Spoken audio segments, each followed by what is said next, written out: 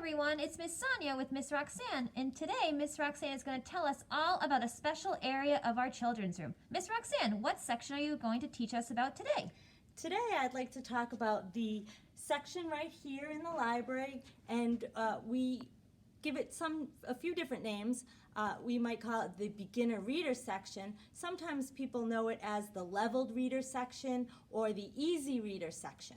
So this section is ordered A to Z by the author's last name. One of the exceptions to that would be if it's a popular character like Pete the Cat or Star Wars, then it would be under J-E-Z Pete or J-E-Z Star. And what makes these books so special? These books are really special because they are the books that your child you'll put in your child's hand to help them on the journey to learn how to read. And a lot of these books, actually, you're going to be with your child interacting with these books. And we even have some of the books in the collection are You Read to Me, I Read to You. We have those in this collection. We also have just books in this collection that give prompts for the grown-up helping the child. That's really cool. And Miss Roxanne, when I look at these books, I see a lot of different fun stickers on these books. Can you explain what those are? Okay, so a long time ago, people would come into the library and they would ask for these learning to read books, and we have so many of them. They're pretty skinny, you can see, and it can be overwhelming for a very busy grown-up to come in here. And so they said, how can I know what level book that I should pick for my child?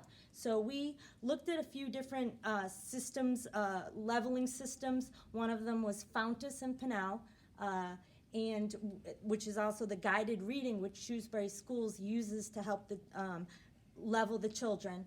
And we created a system for ourselves, and you can see right here on the spine, like this is red, and inside you can even see we have many of them marked. It said red and then A-C. So you'll see the color and then a letter in, two letters in here, which is like basically a range. And that's a really important thing that I want to talk about, that it's a range. I always recommend to the parents or any grown-up that comes in looking for these books that you might want to don't be so focused on one particular level. You want to get maybe a few below, a few above, and just because there is such a variance on these. So and there's actually a chart over here. You can come and check this out when you come in. It has sort of a guideline with the smiley faces, and like I said, this is just a guide. And so did I answer your question? You did. Thank you very much. Great. Now I have a question, another one.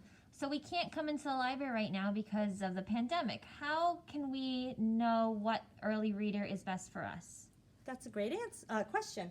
And I would say to you, we have an email, splkids@cwmars.org, and you can email us and you can tell us maybe basically your child's age, maybe give us some idea, and we can help you put these books, or we can teach you how to put these books on hold for yourself. Maybe you want to try a few.